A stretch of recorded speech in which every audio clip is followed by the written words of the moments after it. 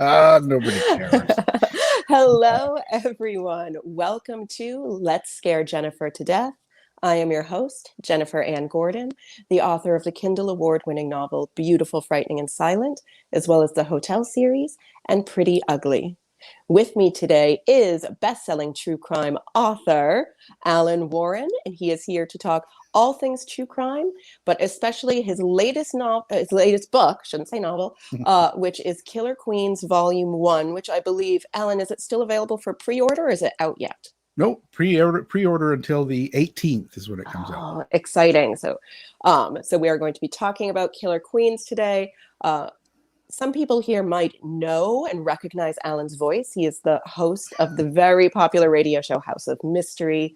So without further ado, welcome, Alan. Tell our viewers and our listeners a little bit about yourself. Well, I'm Al Warren. I don't know. What do you want to know? Let's see. I come from producing radio shows for a long time into doing my own show, which has been running 10 years now. And I've got 22 books published. This will be number 23. So that is just like such a massive, like when I think about all of those words that you've, written. So congratulations. And are all of the of the books true crime? They're all nonfiction, I should say, because some of them I did the In Chains, which was about human trafficking. And I've also done a book on cults and religion as well. So I think that it sort of varies. So I don't know if you really call that, see my dogs. Yeah, I don't know if you call that true crime. I mean, I feel like there can be a slippery slope with some of those things you just mentioned. Like religion and true crime can also go hand in hand, and cults and true crime can go hand in hand. They're like first cousins. First cousins, kissing cousins. Yeah. At times. Yeah. Yeah. Well, I think the emphasis on the cults was I was taking a lot of the modern day people like Charles Manson, and I was comparing what would we think about if Jesus was around right now? Like if this guy came up and said, I can cure people. He wore a robe and that, like I was trying to compare how people are looking for that. And yet a lot of these people that have these groups, or they end up being called cults, end up breaking the law and killing a lot of people and doing bad things. Exactly. Yeah. It all starts out, benevolently, hippies living in a bus in the desert. Yeah. Starts out with love. Starts out as excitement. And then it just like slowly morphs into, I am the only one that can save you. Yeah. I have a Messiah complex and you will do well. And anything for me. Well, I noticed too, because you talked about that midnight mass. Oh, I loved Midnight Mass. I was just about to bring that up when you brought up. I think the strong point was like how it was really kind of a way of looking at cults and religion and the close ties, the way he was, drink the Kool-Aid almost. Like, yes, you know what I mean? It just sort of, it really was. Yeah. Because they just, for those of you who are watching this or listening who haven't seen Midnight Mass yet, it is a horror television show on Netflix that I don't want to give too much away, but obviously it involves a priest and the Catholic Church and what may or may not be faith or hysteria or an angel or a demon. And but the great part about that show is they really just verbatim took lines from the Bible. And you got to see it in like a different twist, a different slant. Well, totally. And how someone can be talked into thinking whatever they're doing it for the right reason. They're doing it for their savior, so to speak, or God, or whatever. So they think, even though it can be something really bad, it's got to be good because they're, you know what I mean? It sort of turned into where they thought this was good behavior. And I feel like that can very easily segue us into your new book, Killer Queens, which is a study, a dissection of the Leopold and Loeb case. So again, for people who are not familiar with this case, do you want to tell us a little bit about that? Well, it's the first book in a series, and the series is really going to be covering killings centered around the gay community. Okay, it can be gay killers or maybe gay victims. The main idea is to look at the reasoning and the differences between them within the gay community, and how and how we behave toward it. There's a lot of aspects to it. It's hard for me to put into a quick word, but it's, it's in society. How does society look at what they're doing and treat people that are gay, for instance, whether they're a victim or killer? And I think in a lot of the books coming up, you'll see how a lot of policing had ignored gay victims for so many years. And you see that, like, I listen to a lot of true crime podcasts, and over again, cases throughout the years, you always have, we'll say victims primarily, that cops have said, oh, well, it was just quote unquote, just a prostitute. Oh, it was a gay hustler. Like, and the tone and the thought and the idea of this death being almost less than. Right. And had it been like a cherubic white teenage girl. Yeah, and you see, it's still look at the all the news with the Gabby Petito, girl, and every day, and HLN shows a 2-hour special at night, the updates on it, and you sit there and think, wow, why? I mean, I feel terrible for the girl. I feel terrible for the family, the situation, but there's so many like that going on, but they pick her. Because to become the poster child. Well, because she was an Instagram influencer and she's so pretty.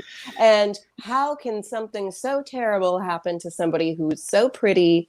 And but I don't think they realize that in itself is kind of part of the problem of how we behave towards crime and how we market it, so to speak, because that's really what they're doing.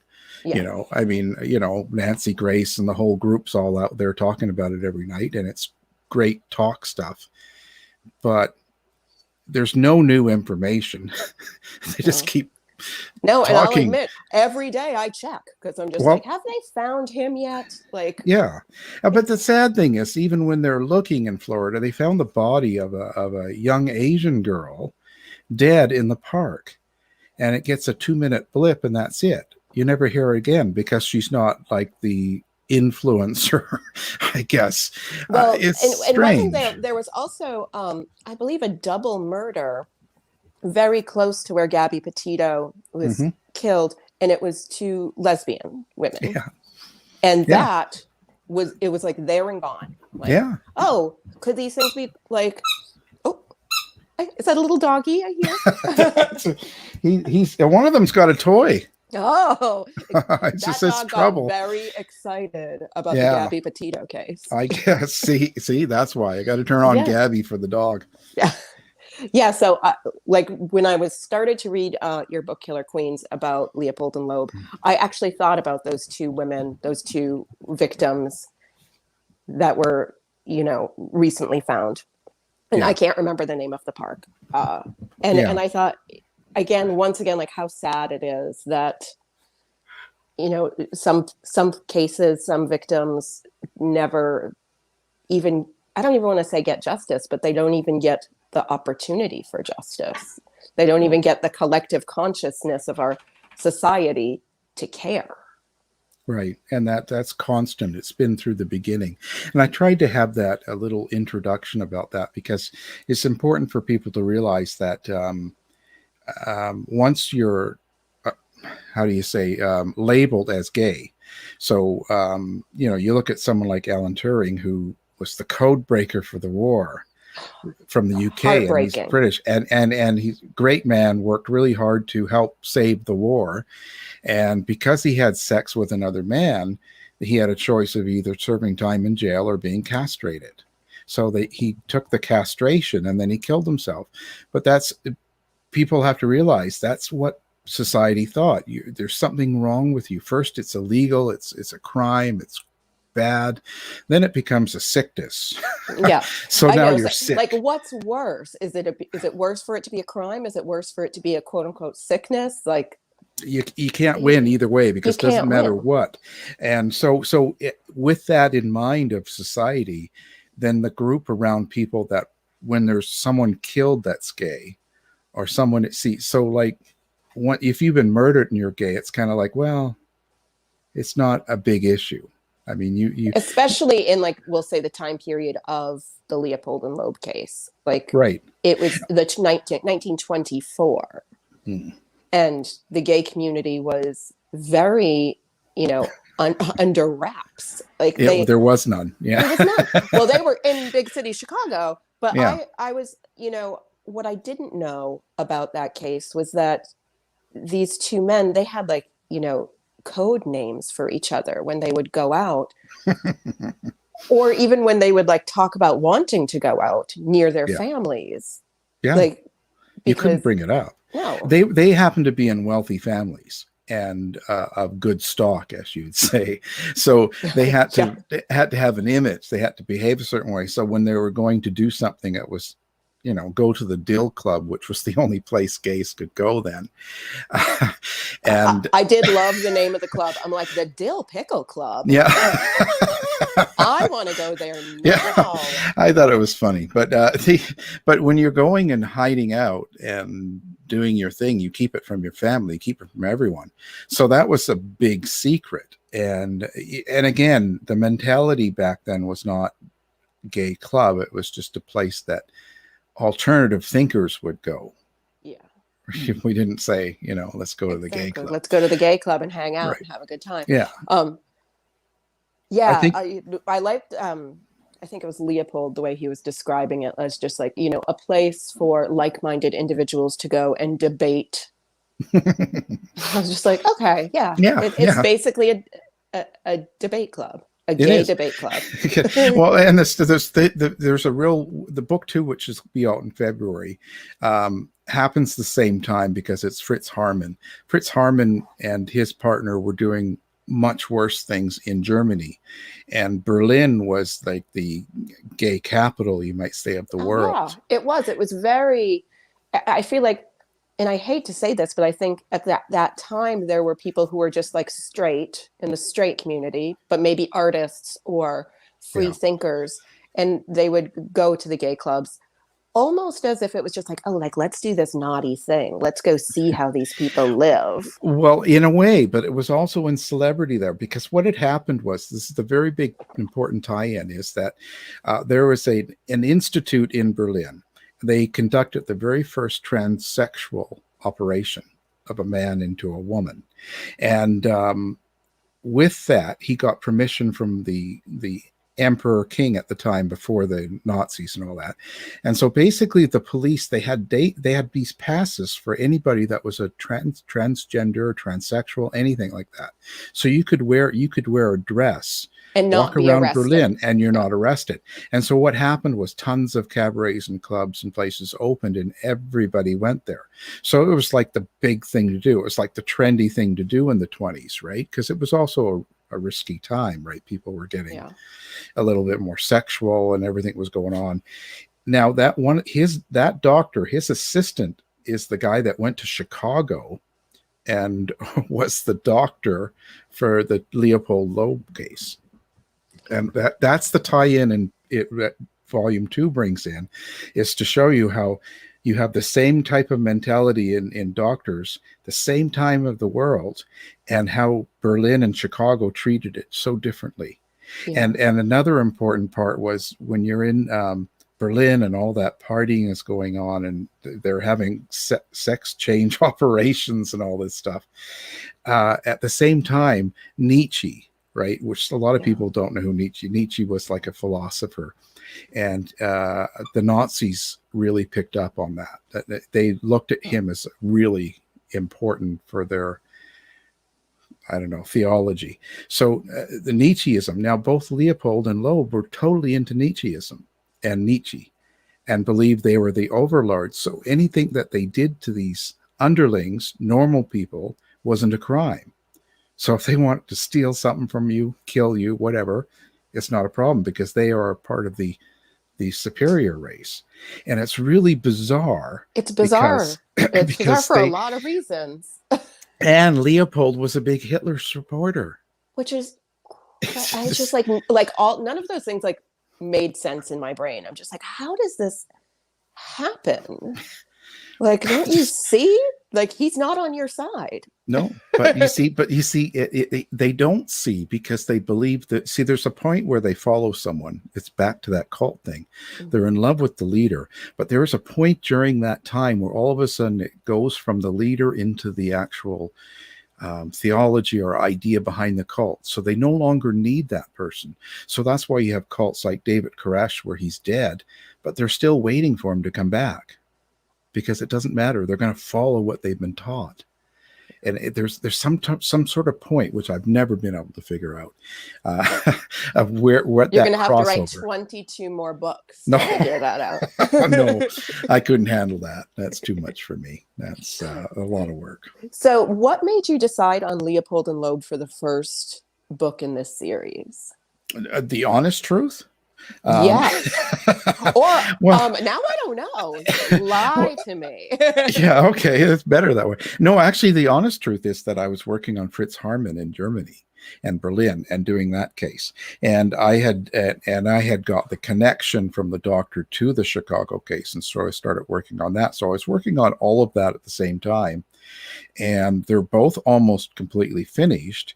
And what happened was it was taking me longer to get Fritz Harman's part done because all of the documents are in German, everything, all the court documents, even the police officers, detectives, all of their writings to each other, his confession, it's all in German. So I had to go back and translate everything. But then when you get it translated, then you have to go through it and reread it because they spoke in a different way of phrasing. They would say different words to mean different things, and they'd say it totally different. And even just the sentence structure of German is completely different than it's so if even if you just crazy. Like just translate it like word for word, like the sentence. Yeah. I took German for 3 years in high school and I still I'm like, psh, it's crazy. I can't figure it out. We did that. It took so long to do that with everything because you have to go word to word.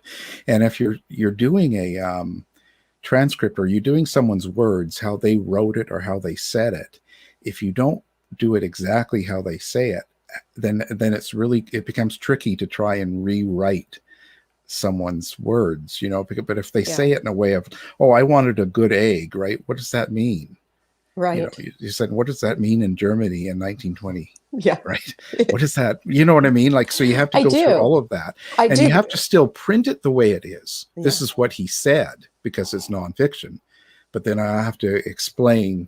So that ended up taking so much longer that with the dating and the timing and everything, and Leo was finished. So that was originally number 2 and Fritz was number 1. So we swept it and here we go. That's the truth.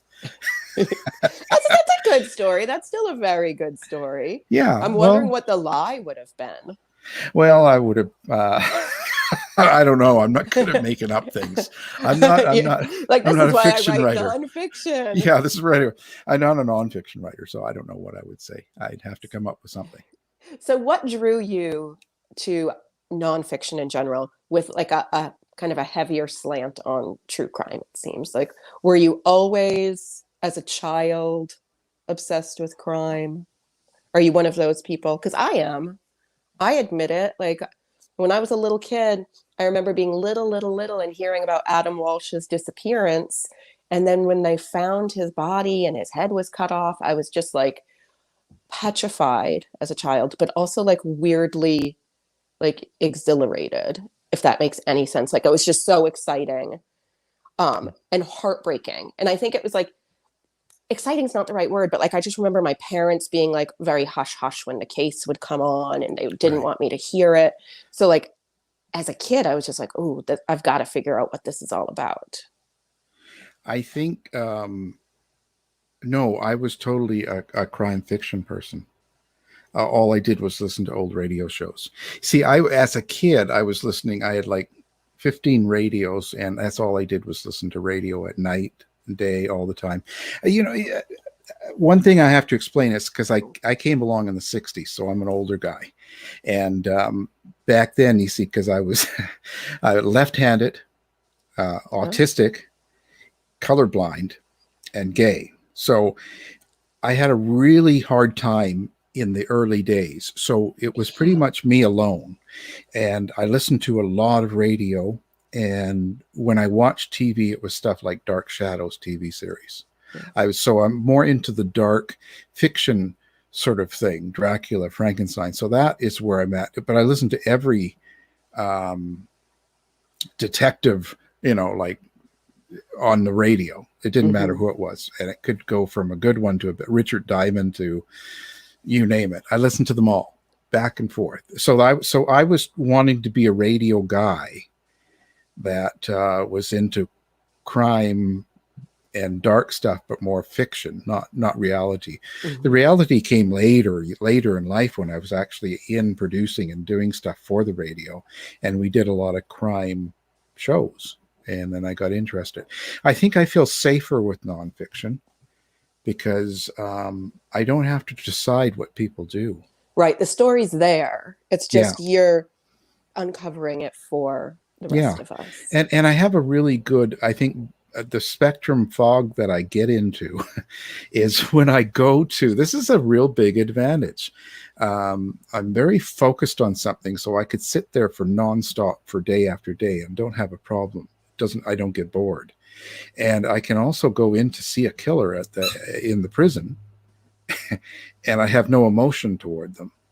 Like it doesn't interfere. I can compartmentalize. That's really interesting. Yeah. I never thought about that. Yeah. Because cool. I knew you had told me once before that you were on the spectrum. And I guess I never thought about what an advantage that would be, especially with dealing with such dark material and not having like a panic attack halfway through or just being like, I can't talk to this person. You can actually just sort of, you can ultra focus on an item. I can ultra focus on the facts and what I'm doing and what I need to know and not really give emotion. One of the biggest thing people will say is, I can't tell if you're joking or not when I'm talking about things because they don't know what I am, like what I'm doing. They can't get that because there's a lot of, being on the spectrum, we have a lot of communication problems. Yeah.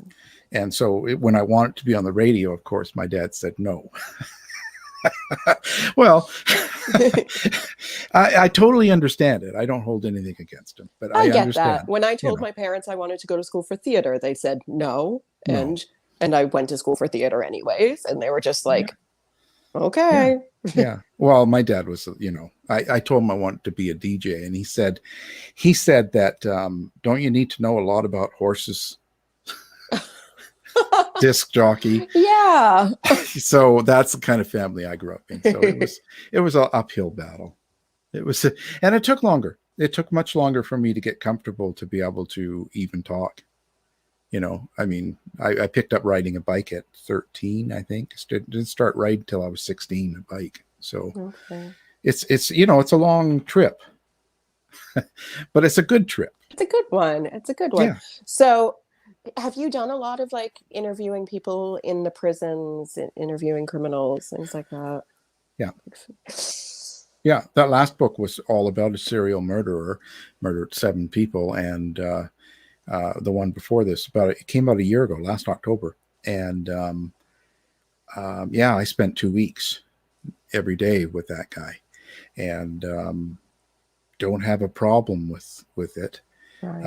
I have a problem with him. Did you think at one point that you were going to be the next Truman Capote, like when you were sitting there interviewing like a killer and thinking like, I'm going to write the next In Cold Blood? No, I would love to, but I'm not that good.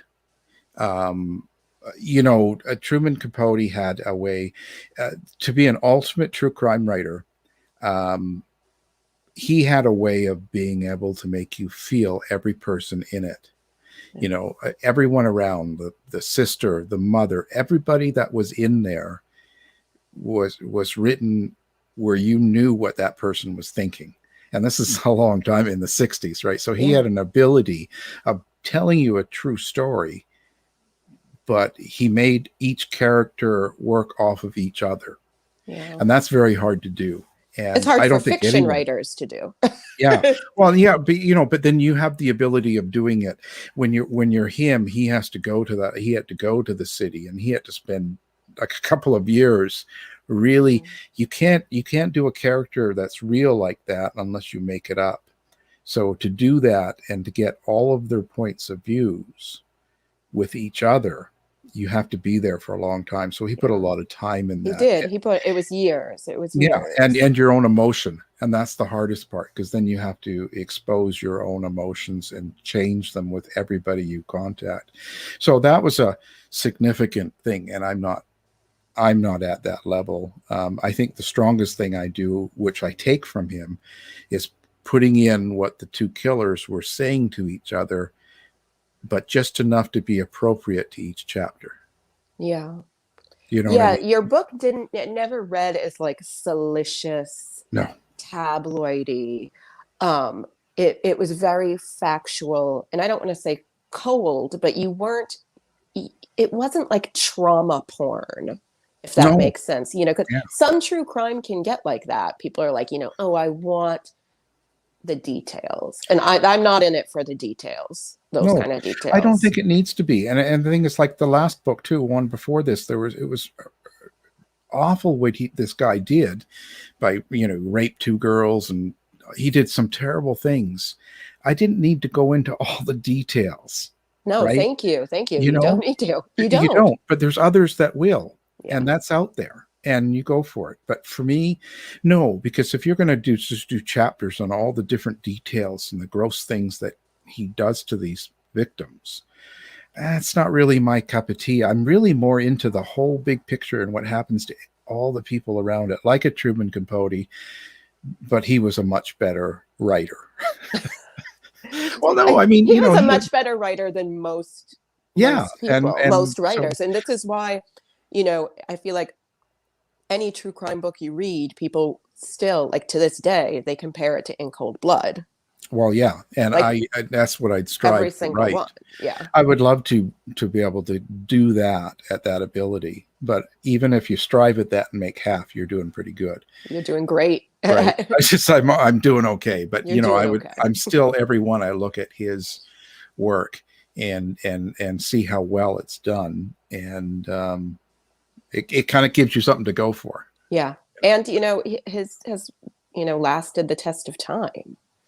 It's it's the Bible of Well, he's got his real feelings in it. It's like when I ask questions with fiction writers, because I try to get that, because I understand that how much of you has to go into that character and that person when you're trying to explain a detail or a feeling. There has to be something, otherwise it doesn't come across as real. So when he's doing it with real people, he's really giving his emotions. That's why he was partially in love, I guess, with the one prisoner. And yes, yeah. But he had to expose that in the 60s. Yeah. That was not easy to do, and to do it in a book like that, you're opening yourself up to a lot of problems in the world, especially in the 60s. So, but just light reading. It's just Sunday reading. Just a Sunday light read, like right after the funnies, you just like pick up In Cold Blood and go Snoopy and In Cold Blood. Snoopy and In Cold Blood. They're like, those are the kissing cousins that we were talking about earlier. Wizard of Oz. Yeah, all of it. Little Orphan Annie and falling in love with a murderer while you interview him for years in his jail cell. Exactly. Yeah. But that shows you, that's if you think about that, and it's something you have no control over. It's true. But yet you do, but you still go. So there's so many levels to his writing in his book. You can go through it several times and realize how many different things there's going on at the same time. It's pretty good. So I know we just gushed about Truman Capote. Before we end, so you have when is the next volume of Killer Queens coming out?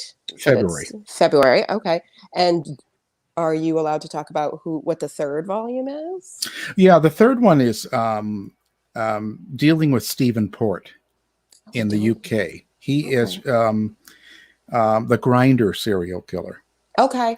He was Cool. picking up guys on the grinder. Yeah. He was drugging them, killing them, and that's one where you see the police, because there was 5 bodies before they decided to do something about it, because they were homosexual in a gay park. They just thought, well, they're drug addicts or hustlers. We don't care. Yeah, like they were almost asking for it. But they were all teenagers. Of course. Yeah, I know. It was one of those. But I've got, in that one, it's special because I got letters from him directly in prison. I got several letters. I got about 6 or 7 letters writing back and forth to him about different things. And it's really revealing of what kind of person he is. So I would love to see his handwriting. Are you going to he's like a child. And he draws all these little cartoons all over his writing and stuff, like his letters. He is like a 12-year-old.